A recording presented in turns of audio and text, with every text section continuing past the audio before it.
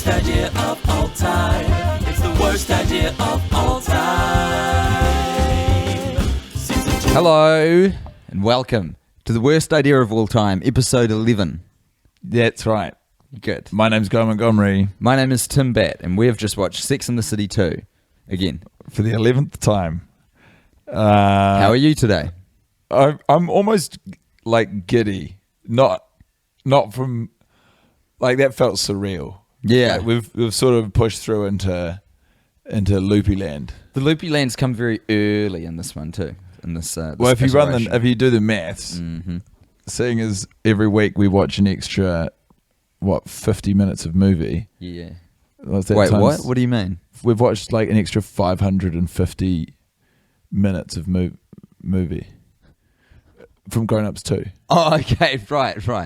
Well, I didn't give you a scale. I did not know what zero. the hell you were talking about. All right, that's good. So I think just because of maybe the number of times or the amount of time. Like what I'm saying, Tim. So it's the sheer quantity. The amount of movie. I'm at the is so point much. where I'm watching the movie unfold, and I'm wanting different offers from the actors. Of course, yeah. I want more Steve. We want a lot all more want more Steve. Steve. I want a Steve spinoff movie. I want Sex and the City 3. What is Steve just be all about getting up Steve. to? I want it to be called Steve and the City. Steve in the City. And Sex and the City 3, Steve in the City. Steve's Day Out. And it's just Steve and Brady Yeah. harnessing the power of a mouse maze and spelling Yes. to run New York. Yeah. They accidentally get voted mayor. Yeah, in a caperish clerical error. Yeah. They're down there submitting his science fair prize or submitting his science fair entry for the statewide competitions, and they accidentally fill out the mayoral application form and get voted into office. It's a good movie. All actually. while the gals are in Abu Dhabi. Yeah. And they come back, and Steve has become this sort of like terrifying evil presence whose one motivating factor in his mayorship is to entirely rewrite all New York dictionaries with his iteration of how words are spelled. Dictionary. D-E-A-K Shonary. S-H-O-N And then I-R-A-H-Y. Dictionary. Mr. Steve, that's not how you spell. Shut up! It is now. Death to the non-believer. What a Merehead make. What a fabulous Merehead make. And Brady, my God, let me tell you what Brady's up to. Please. No good. Science experiments. He's got, obviously, we're in New York City. He's basically installed himself as king of the underworld, and he's living in the sewers. The sewers. He's renamed the sewers. The sewers. The saws. The sewers. And he's in there retraining all the rats. He's overthrown Splinter and the Ninja Turtles. Yes, absolutely. That's what he's done. And his underling is played by Rafael Nadal, who I've always thought looks suspiciously like Splinter. I thought you were going to say Rafael Nadal plays Raphael. Oh, no. Out of the Turtles. No, he'd have to play Splinter. Leonardo DiCaprio is Leonardo. Very literal. What's his name really missed a trick by not casting these people in the movie. Donatello Versace is Donatello. Oh my God. That would be so funny. And who's the other one? Michelle Rodriguez is Michelangelo. Don't ask questions. We can do better than that. Don't ask why. That's just the way it is now. That's just the way it is. Okay, Tim, what do you make of our heroes? What do you make of our friends? They are like the Ninja Turtles in a lot of ways. Did you like catching up with the gals this week? There's 4 of them. They're friends. They've all got different roles to play. No one's an inventor though. Do you think about the girls in between hangs with them? Nope. Think about how they're going, what they're up to? No, only Steve. Steve's the only man who's occupying mental space. Mr. Big was interesting this week. He's launched an exciting new product. What does Mr. Big come up with? Guy? It's called this is a product this is how Mr. Big earns his money. Is he's just launched an exciting new product called Mr. Big's Jacuzzi. What is it? It's a series of jacuzzis that also serve as sperm banks. Oh God! It's exactly what it's. Those are not two products that you'd want to. It's exactly what it sounds like. Oh, that's yucky. It's a big old jizz bar. Oh my goodness. And it's like, and the temperature is regulated in a way which maintains the natural viscosity Oh my god. and texture. It never dries. Oh wow. It's disgusting. It's I think I'm disgusting. gonna throw up. It's disgusting. And the name of it again, Mr. Biggs. Just scusi. Sort of said like, Italians say miscusi. Yeah. Just scusi. Just scusi. I don't really, It's a nightmare. Yes. It's a fucking nightmare. for when you want to be sodden in semen, Oh my goodness. call Mr. Biggs just scusi. You get points for alliteration, but that tagline is gut wrenching. It's horrible. Stomach churning. One thing I did notice is that Miranda, I'm pretty sure, skips off in the middle of the visit to the souk to an opium den. Yeah. It would explain so much, because everything after that bit of the film, her costumes get increasingly bizarre. And they're all like pretty high fashion, pretty high concept stuff that they're wearing. But Miranda's always just slightly out of step with them and going about 3 paces too many. Yeah, I think Miranda's method for dressing herself in the morning is to empty her entire suitcase and wardrobe and throw all of the clothes in the air. Yes. And she dresses herself in whatever lands first. I don't know why, because a lot of her clothes look light and silky, so I don't know how they make it down to the ground first. It'll be so She puts rocks. difficult. She puts rocks in the clothes she wants to wear. So actually, the whole system doesn't make any sense because she's already chosen her outfit. She's just so hopped up on opium, she doesn't know what she's doing anymore. She starts screaming at like weird moments, and she's got this wide-eyed, sort of crazy wide-eyed Very look. much so. And it doesn't appear until... Because they're in the marketplace, and she says, I've got to go back and get more spices. And then pushes a wheelbarrow of spices out of frame. You wish she did. You wish that's what happened. You wish that her saying, I need to get more spices, was in addition to a literal cartload. Yeah, a of horse and cart spices she already had. towing so many spices. The thing is, they're all buying spices. Even Carrie's getting in on the spice game. None of these women cook. We know this. Yeah, well, We especially know not this on to be true. not on holiday. Yeah, no, that's true. They don't. None of them cook. No, Charlotte makes cupcakes. Charlotte wasn't buying spices. She- You're right. She you're right. bakes. She bakes. That's not. Do you know what Charlotte probably does cook? I'll give that to her. But we know that Carrie doesn't. Why are We know you that for a buying so fact. many spices? And we're pretty sure Miranda doesn't because she's got. Is it Steve's mum who's with them? Someone told me once who knows the series well. The old woman who's there. No, Is it her mum? I think Is it a housekeeper? it's definitely not her mum because the relationship's too weird for it to be her mum. Like you Yeah. wouldn't be living with your mum and then ignoring your mum at every turn. I suspected it was Steve's mum. Please, But someone you gotta- told me it wasn't. You gotta let my mother move in, Oh no. please. she's cold. It's Oh, just no. sad. That's and real they sad. did, yeah. Did she teach Steve to spell everything phonetically in a Brooklyn accent? No, I think Steve's a bit of a lovable rogue. He loves helping Brady with his spelling homework. He's like implanting this love of Phonics. phonics on his kid. You gotta love phonics. What's not to love?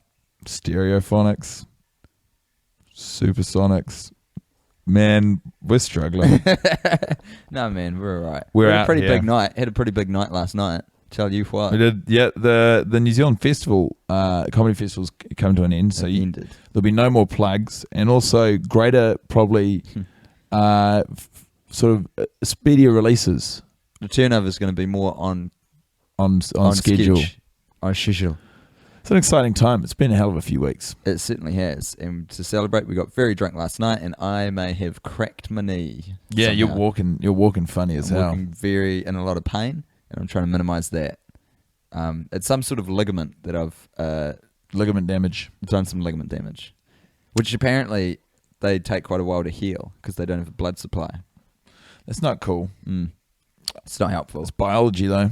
Yeah, And that's how the human body works. yeah, correct. I remember saying today, Liza Minnelli's song and dance number, All the Single Ladies, for those of you who remember episode 1. Shout that was out my to shining you. light. Shout out to you if you were listening to Ep 1. Yeah, remarkable memory. That is very grating now. Oh, you hate that? I don't like any of that. You don't like the wedding? I don't like broom. I don't like, they say they call themselves brooms, like bridegrooms. I don't like that broom is the portmanteau. Broom is already too commonplace in our language.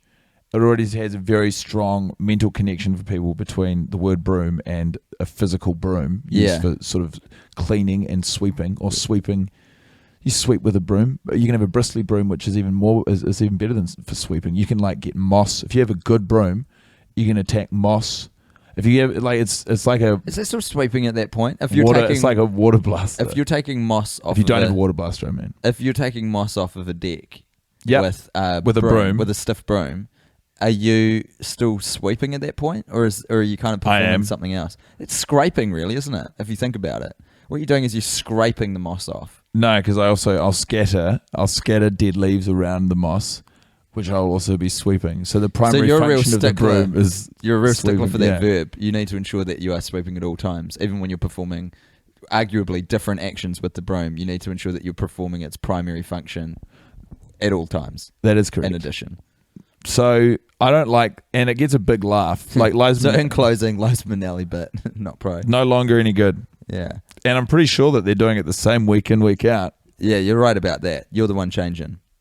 Don't go changing my heart. No, wrong song. To try and please me. I was doing a mashup of Don't Go Changing My Heart to try and please me. Oh, nice one. Don't go breaking my heart. Don't go changing my heart. Don't go breaking my heart. Elton John and Kiki D. And don't go changing to try to please me. You never let me down before. Ooh, I just want something. I just want some noodles in my belly, preferably from a ramen bar. Do do do do do do do do do do. I forgot the name of Sofu. Sobu. Damn.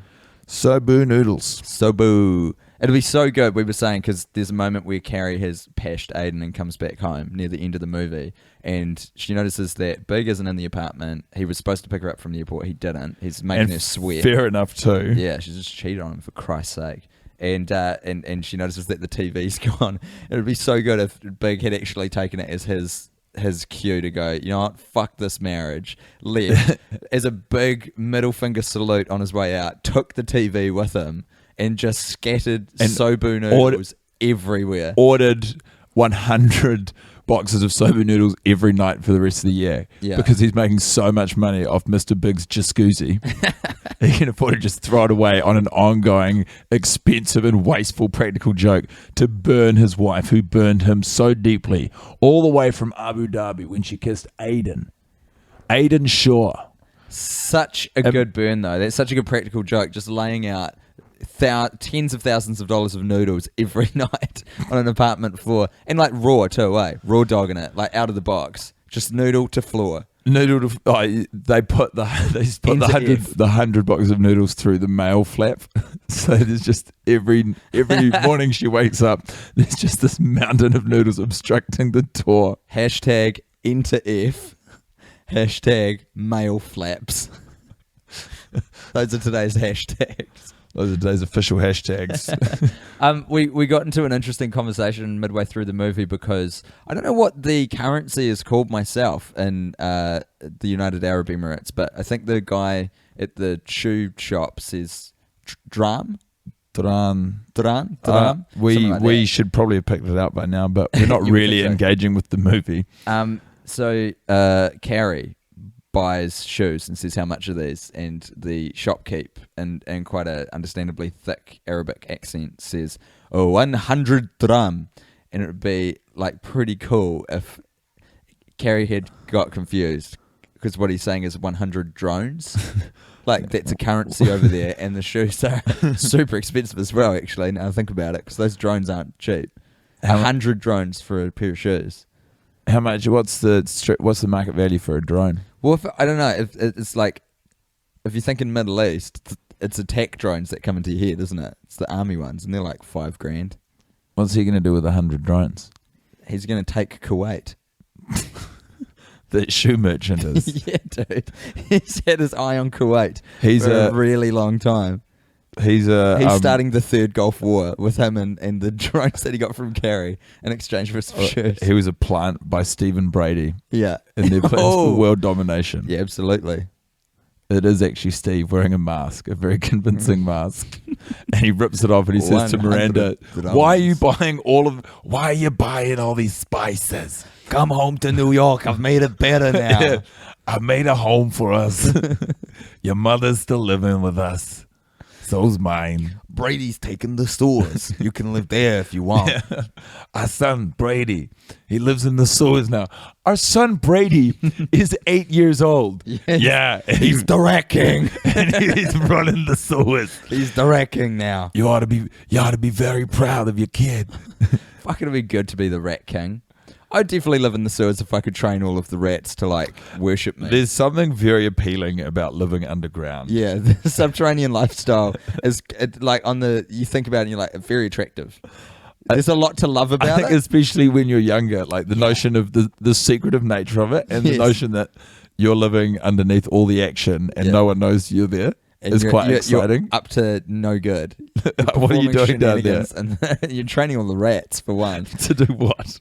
To train smaller creatures. So the inclined, you've got like an entire ecosystem of chain of command. What it sounds like if the sole purpose of training the rats is to train other creatures, why not just cut out the middleman and train the smaller creatures yourself? Too time consuming. If you can teach, it's like the saying, teach a rat to teach and you'll only teach one day in your life. Teach a rat to teach and you'll only teach once. Yeah. So the proverb, that's where that comes from. That is where that comes from. I've heard that saying so many times and it's never made sense to me till right now. Brady. Teach a rat to teach and you'll only teach once. Brady's also fixing himself up a lovely rat jacket with live rats. A rat jacket? A rat tuxedo. Oh man, that'd be dope. It's a clothes mat. They're fastened to one another using runoff from Mr. Big's jacuzzis and rat saliva. Yucky, bro. And when he emerges from the sewers, he's dressed entirely in rat, in formal rat attire. and semen. And he announces his presence by saying, I'm the Rat King. I'm the Rat King, and I'm here to help Steve retake Kuwait. It's a very industrious family he's got going there. They're very ambitious. They're doers is what I like about them. They're not sitting around in bed on a Saturday morning wallowing around reading the newspaper. They're going out there training rats to train other animals. They're making jackets out of their pets and semen, and they're taking Kuwait using drones. Like, they're getting shit done. Their to-do list scares me. The concept of the to-do list is like a terrifying amount of work, and it stresses me out just thinking about it. Yeah, but they're active. That's what I love about them.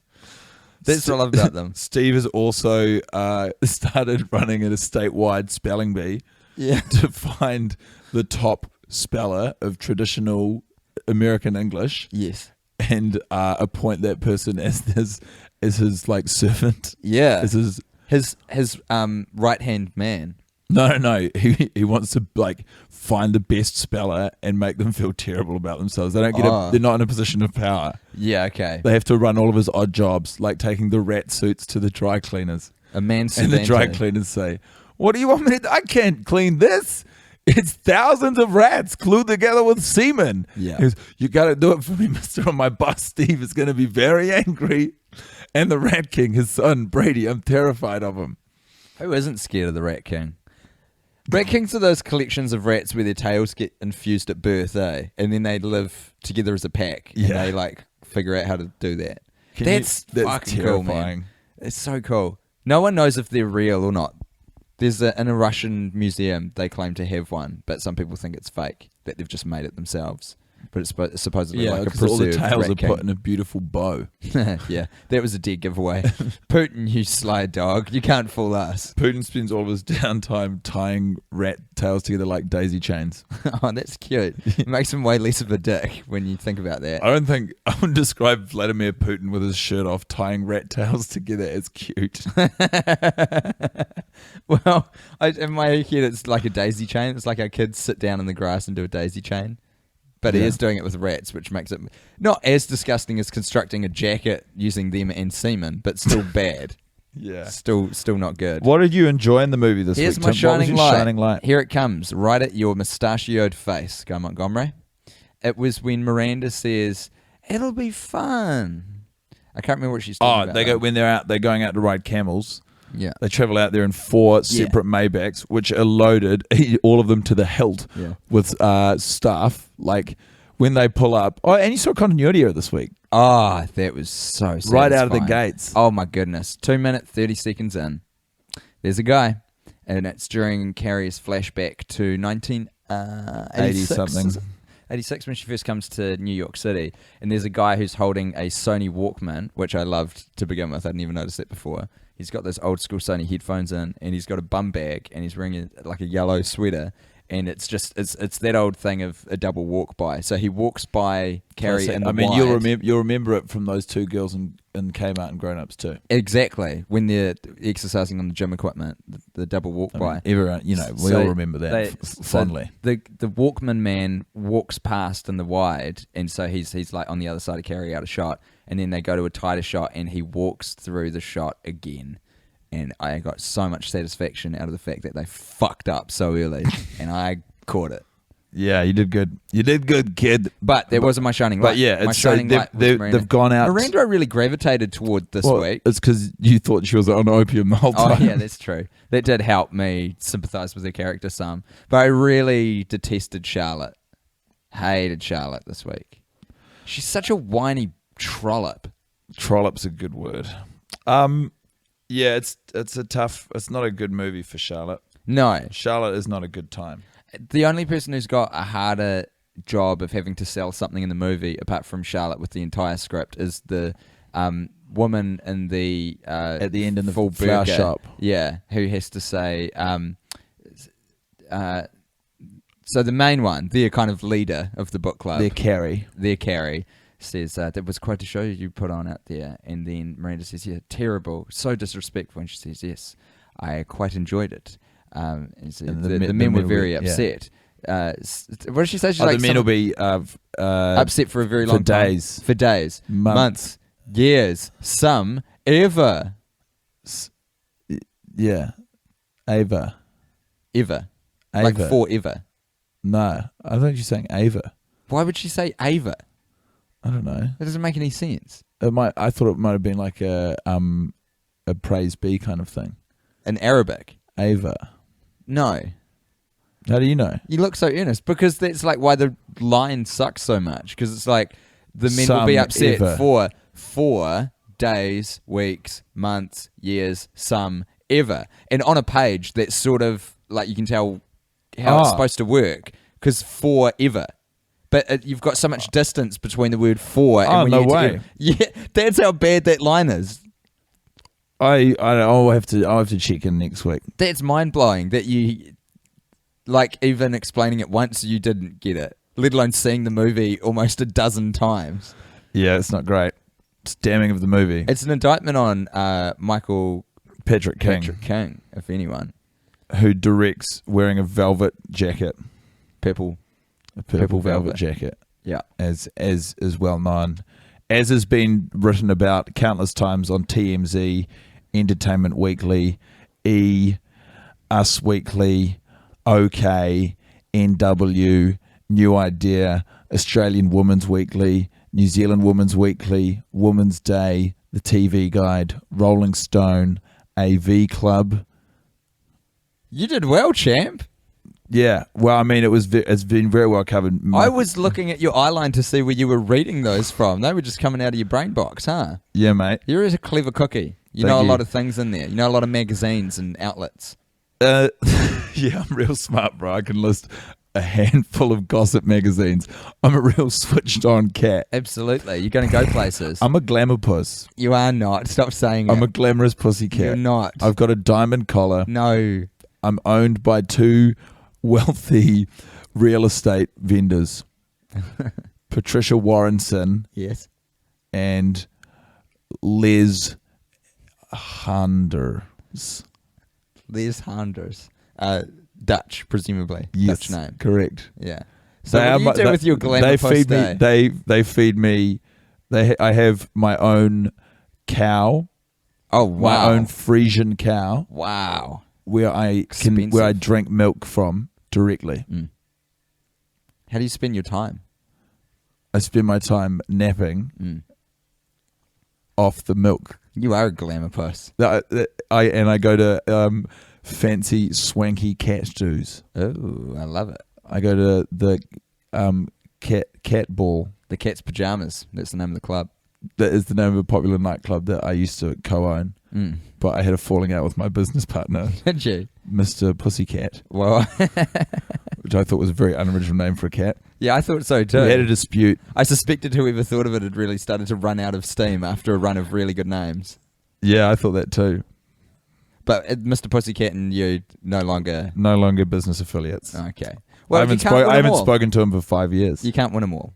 He has run the Cat's Pajamas into the ground. He got addicted to catnip, is what I heard. He got on the good stuff. And on he was foot. formerly owned by a drug addict named Miranda, who was never the same once she returned from a trip to Abu Dhabi. Yeah, well, that's where she got addicted to opium. Yeah, and came back to a very... She kept calling it spices, though. She came back to a very different New York than the one she left. Yeah. Her husband ran out on her to become mayor of New York, and her beloved son Brady... For the sole purpose of rewording every dictionary, or retyping every dictionary, and her son is in charge of the sewer system by training rats.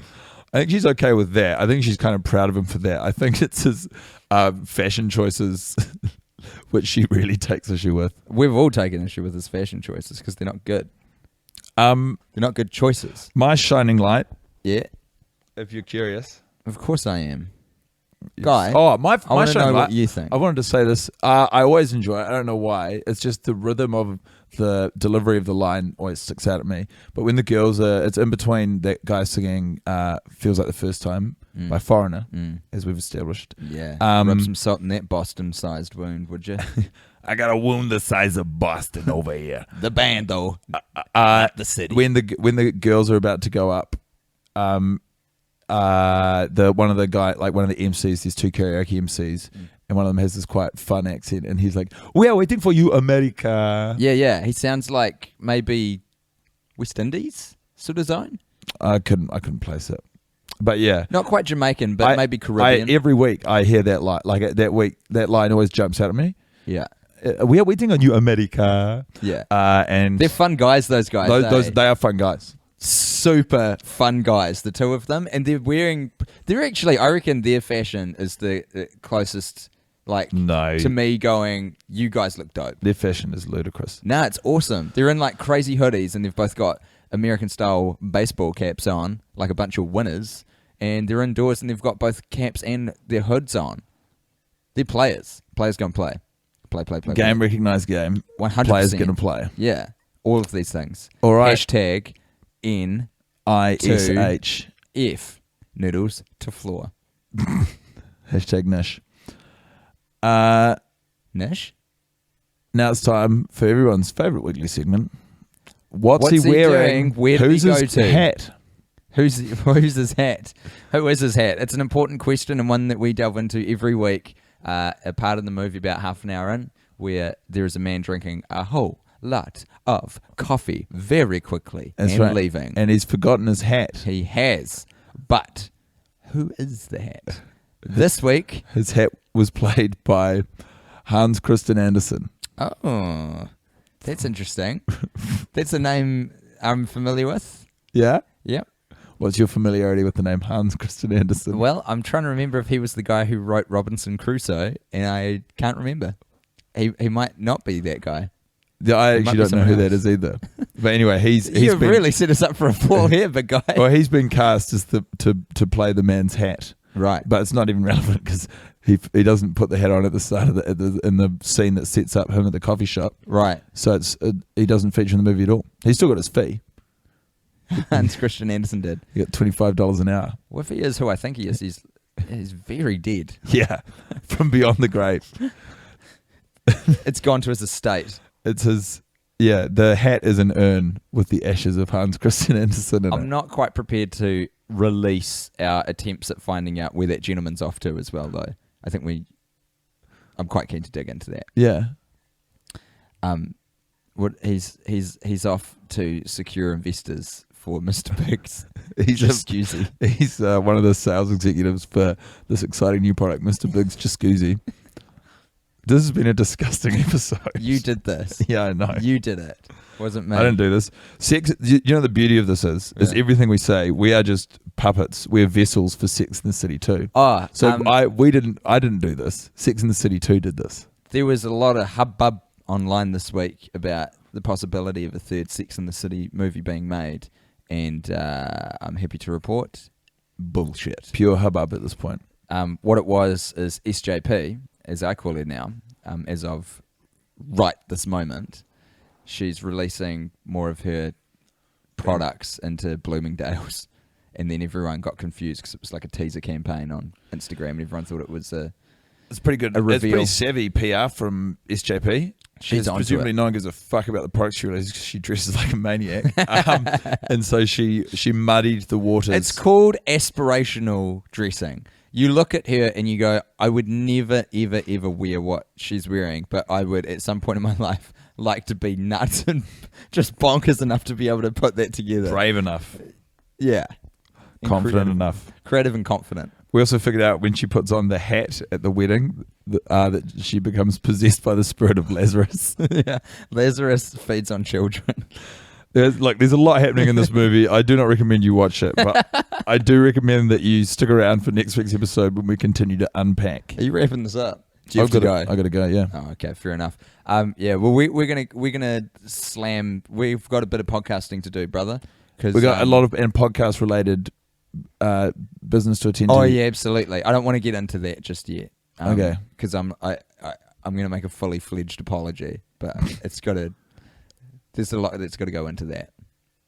Fully fledged apology. Are you? Fleshed. I think I was going for fleshed out, like a fully fleshed out apology, but I got confused midway through talking. Look, essentially what we're saying is to those of you who are still waiting on your Indiegogo perks is that they are forthcoming, and we apologise for the delay. I find it difficult to apologize for it because I feel so bad about it. Because it's like it has been a completely unreasonable amount of time. It's May, but I feel terrible about it. People gave us money, man. We had a commitment, and we still have a commitment. we absolutely do. And now that some of the shit's been shifted off our plate, we're gonna dig into that stuff. But I feel like, do you know what I feel like? I feel like I should have to sit in Mr. Big's Jacuzzi as like penance. I'll Or, work. like, eat his shit, like eat a turd, just to apologize. This is becoming puerile. But I agree. I think it would be an appropriate punishment for you specifically to sit in a hot tub of semen. Chow down on a nug. Jesus Christ! I'm getting out of here. Yeah, you should. Thanks for listening. Okay, bye everybody.